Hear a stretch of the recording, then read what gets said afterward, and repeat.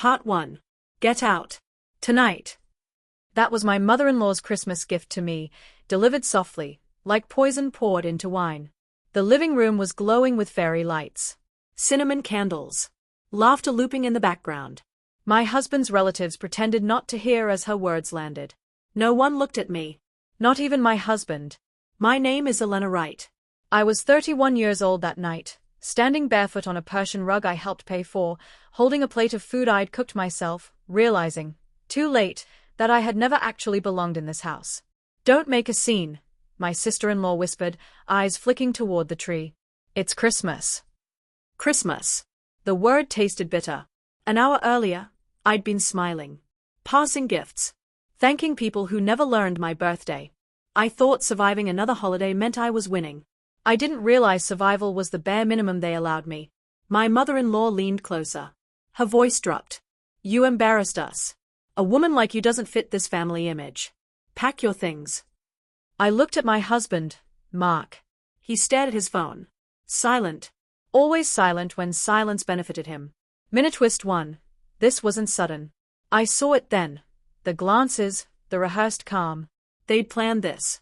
Waited until Christmas so I'd have nowhere to go. No friends answering phones. No taxes nearby. Just cold, snow, and humiliation. "I didn't do anything," I said. She smiled. "Exactly." 10 minutes later, my coat was tossed at my feet. Someone handed me my purse like a charity donation. The front door opened. Cold rushed in. Minute twist 2. Mark still didn't move. "You can stay with your people," he muttered, not looking up. My people. They didn't know that my only family was my older brother, Daniel, the one I was told never to mention. The one whose name made rooms go quiet. The one they assumed I barely spoke to anymore. That was the lie they believed. Outside, snow soaked into my shoes. The door closed behind me.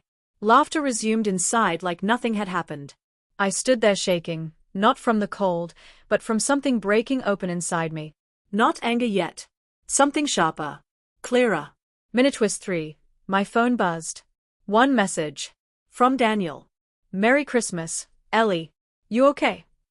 I stared at the screen, thumb hovering. Inside that house, they thought this was the end of me.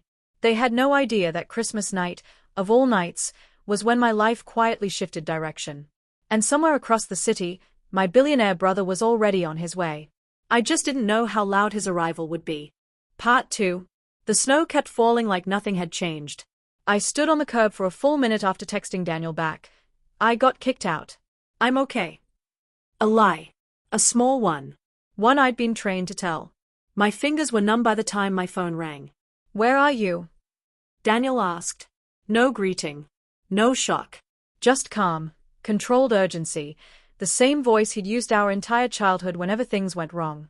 "In front of Mark's parents' house," I said. "They asked me to leave." There was a pause. Not confusion. Calculation. "Don't move," he said. "I'm 20 minutes out." Minute twist 1. Daniel wasn't supposed to be in the city. He lived 3 states away. That's what everyone believed, including Mark. Including his family. They'd spent years mocking my imaginary rich brother, joking that if he existed, he'd have shown up by now. I didn't correct them. Silence had been safer. I hung up and leaned against a mailbox, my breath fogging the air. Through the front window, I could see them passing dessert. My seat already filled. Like I'd never existed. That hurt more than the expulsion. Minute twist 2. Mark finally texted. "You didn't have to call him. You're overreacting." I stared at the message. Overreacting to being thrown out on Christmas. I didn't reply. For the first time in 7 years, I didn't rush to smooth things over. Another car slowed nearby. Then another. Black. Clean. Expensive. Minute twist 3. They didn't stop at the curb. They stopped directly in front of the house. 2 SUVs. Then a third. The front door cracked open. My mother-in-law stepped out, irritation on her face, until she noticed the vehicles. The emblem on the grille. The suited driver stepping out first. Her irritation folded into confusion. Then concern. The last SUV door opened. Daniel stepped out wearing a charcoal coat, snow catching in his dark hair. He looked exactly the same as always, calm, unreadable, dangerous in the quietest way. Not flashy. Not loud. Power without decoration. He looked past everyone and straight at me. You okay now? He asked, pulling me into a hug like I was still 16 and hiding behind him at our father's funeral. I nodded. My throat closed. Behind us, whispers started. Phones came out. Someone said Mark's name out loud. Daniel turned slowly toward the house. Which one of you, he said evenly, decided my sister didn't deserve to stay warm tonight? Silence swallowed the porch.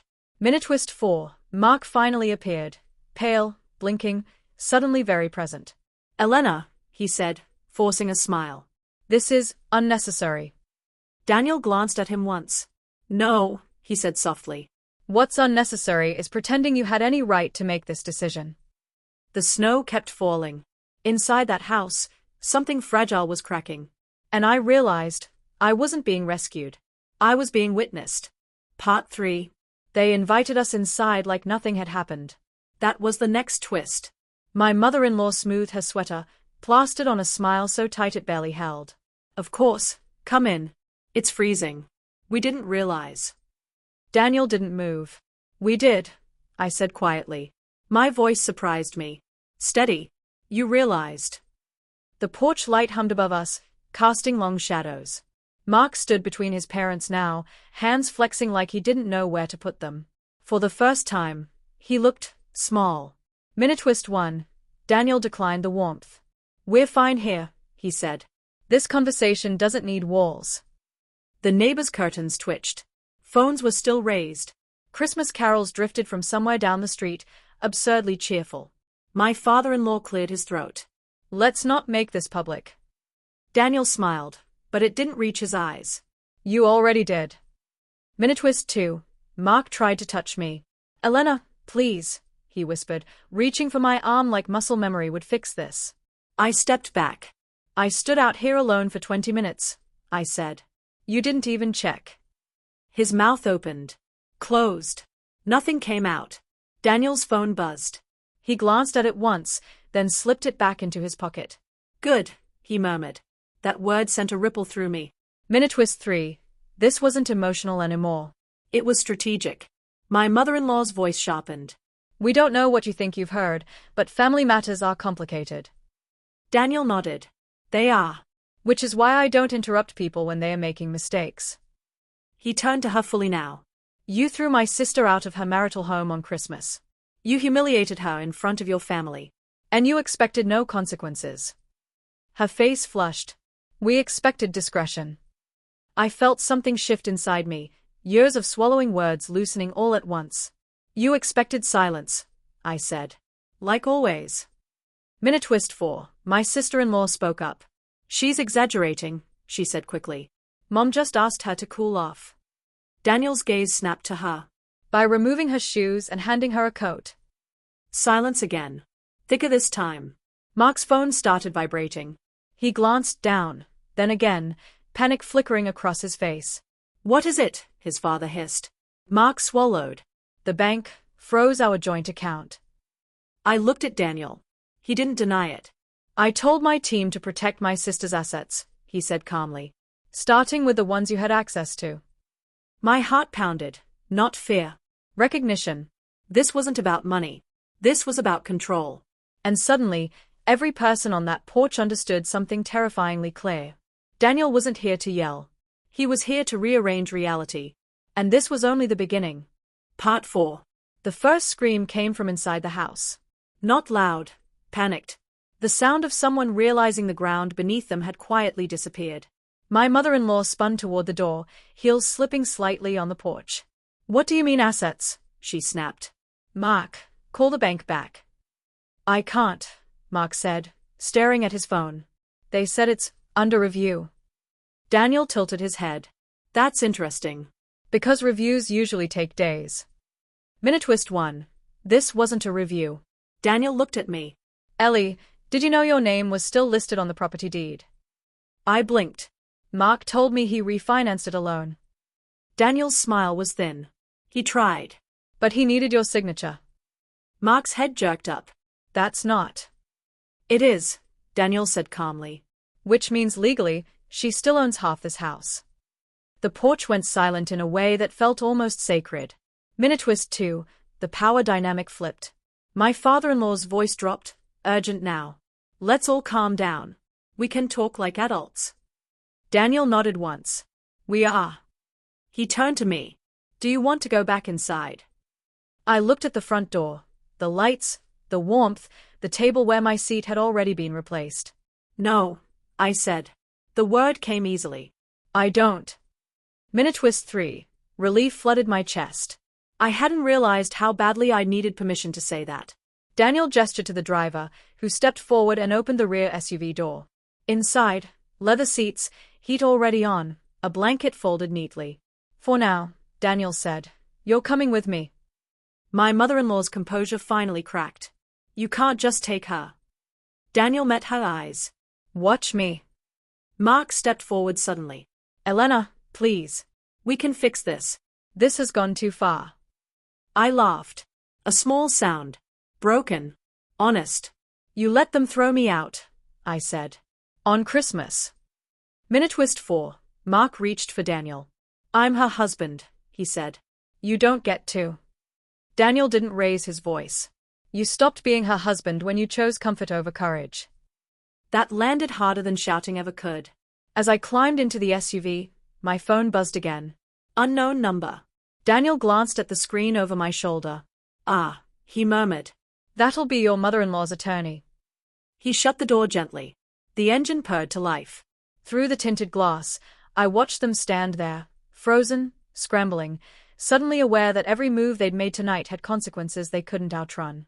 Daniel leaned forward from the front seat. Ellie, he said softly, this is the part where you stop surviving. The SUV pulled away. Behind us, the house glowed warm and bright. But for the first time, it wasn't home. And ahead of me, something irreversible had begun.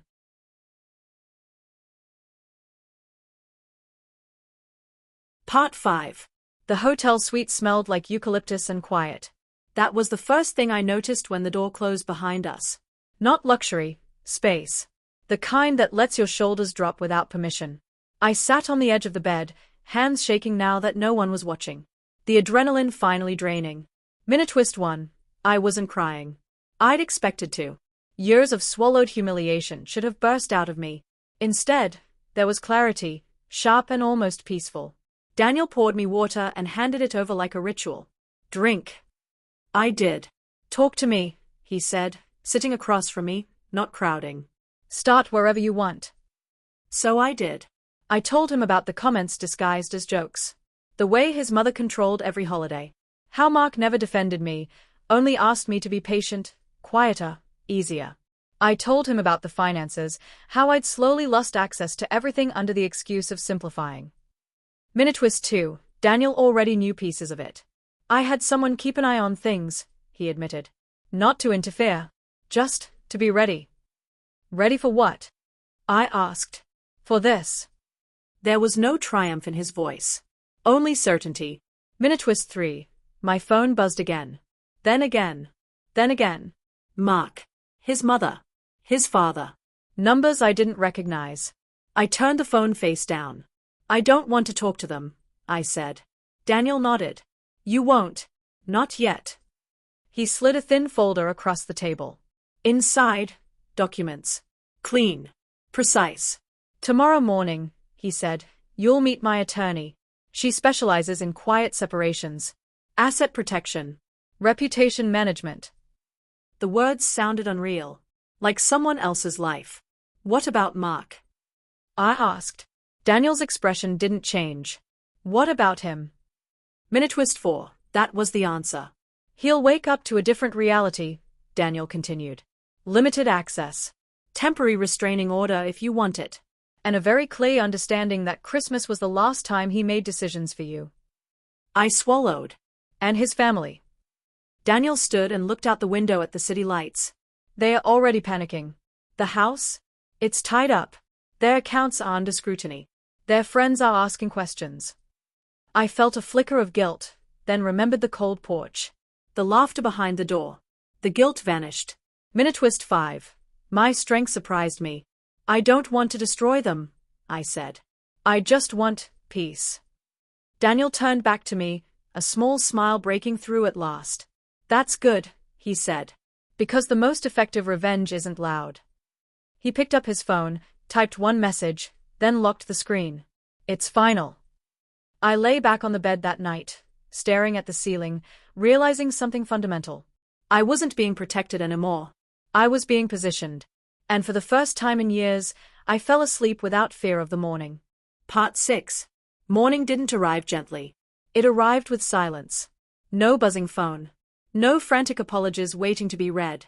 Just sunlight slipping through the curtains like it had nothing to apologize for. I showered slowly, wearing the hotel robe afterward because I could. Because no one was watching. Judging. Timing me. Minute twist 1. Freedom felt unfamiliar. Daniel's attorney arrived at 9 sharp. Marianne Cole, mid-40s, calm voice, eyes that missed nothing. She shook my hand like I was already in control. We'll move quietly, she said. No drama. No public spectacle. They'll feel it before they understand it. She slid papers across the table. Temporary separation filing. Financial injunctions. A notice restricting Mark and his parents from contacting me directly. Minute twist 2. My name was everywhere. Accounts I'd forgotten about. Investments Mark claimed didn't exist. Even the wedding gift money, untouched, rerouted months ago by Daniel's team. I didn't know I still had this much, I whispered. Marianne smiled. You always did. You just weren't allowed to see it. By noon, it was done. Daniel walked me out of the office himself. You want lunch? He asked. I shook my head. I want closure. Minute twist 3. He didn't argue. We drove back to the neighborhood. Not to the house, but across the street. The same porch. Same snow-stained steps. This time, I didn't stand in the cold. Mark opened the door after the first knock. His face collapsed when he saw me, then Daniel behind me. Elena, he breathed.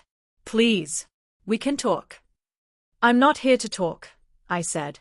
I'm here to finish. Minute twist 4. I handed him the envelope. He opened it with shaking hands. Read. Read again. This can't be legal. It is, Daniel said calmly. And enforceable.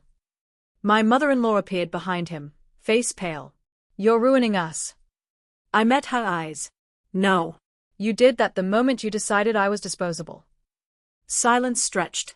I turned away before they could say anything else. As we walked back to the car, I felt lighter. Not triumphant. Unburdened. Minute twist 5.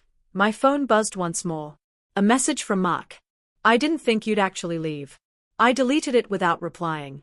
Daniel opened the car door for me. You're free now, he said. I looked back at the house one last time, not with anger. With certainty. They didn't lose me. They never deserved me. And the quiet part of revenge, the part that lasts, had finally begun. Part 7. The fallout didn't explode. It echoed. That was the strangest part, watching consequences move like a slow tide instead of a storm. No shouting matches. No public meltdowns. Just doors quietly closing where they once opened. Minute twist 1. People stopped calling them back. Mark's father resigned from a board he'd bragged about for years. My sister-in-law's engagement party venue suddenly double-booked. The charity my mother-in-law chaired postponed its annual gala indefinitely. No scandals. No headlines. Just absence. Daniel never celebrated it. He didn't need to. He watched the way a chess player watches the board after checkmate, already thinking about something else. You okay? He asked me one afternoon as we sat in a cafe overlooking the river. I was. That was the surprising truth. Minute twist 2. Mark filed for reconciliation. Not divorce, reconciliation. As if paperwork could rewind humiliation. As if apologies typed at midnight could erase the cold. Marianne handled it without emotion. Declined, she said. Formally. That night, I walked alone for the first time in years. No checking my phone. No rehearsing conversations in my head. Just me and the sound of my own steps.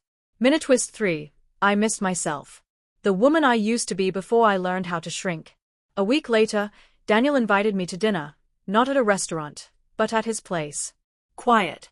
Minimal. A view that didn't need to show off. You can stay as long as you want, he said. Or you can start fresh. Anywhere. The choice felt heavier than any obligation ever had. I want my own place, I said. Small. Mine. He nodded. Already lined up. If you say yes. Minute twist 4. I did. The apartment was warm and simple. Sunlight on bare floors. No history in the walls yet. I stood in the empty living room and laughed, out loud, because it felt absurd to be this safe. That evening, my phone buzzed one last time with a familiar name. My mother-in-law. I hope you're happy. I typed back slowly. Carefully. I am. Then I blocked the number. Minute twist 5. Peace didn't feel dramatic. It felt earned. I unpacked only what mattered. Left the rest behind. And as I fell asleep in a bed no one could take from me, I understood something I'd never been taught. Survival teaches you how to endure, but freedom teaches you how to choose. And tomorrow, I would choose myself again. Part 8. Christmas came again. Quietly this time. No glittering house. No forced smiles. No walking on glass disguised as tradition. Just snow drifting past my windows and a cup of coffee warming my hands. Minute twist 1. I wasn't waiting for anything. Not an apology. Not closure delivered by someone else. I'd already taken it. My new apartment felt lived in now. Books on shelves. Plants by the window. A life arranged around breath instead of tension.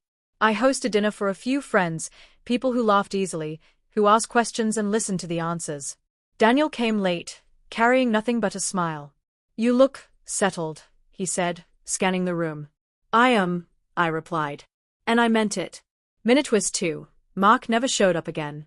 Not physically. Not digitally. The silence stretched, not painful, just final. He'd moved back in with his parents for a while, then quietly relocated. No goodbye. No dramatic ending. It felt appropriate. The family that once decided my worth without asking had scattered, each into smaller versions of their former lives. Not ruined. Just reduced. Influence faded. Invitations slowed. Control dissolved. Minute twist 3. That was enough. I didn't want to watch them suffer. I wanted to stop carrying them. Later that night, Daniel stood by the window, looking out at the city like he always did. Distant, thoughtful. You sure you don't want me to stay nearby? He asked. Just in case. I smiled. I don't need rescuing anymore. He studied me for a moment, then nodded. That's what I hoped you'd say. After he left, I turned off the lights and sat in the dark, listening to the quiet hum of a life that belonged entirely to me. No one could throw me out of this. No one could decide my place at the table. Minute twist 4. The victory wasn't loud.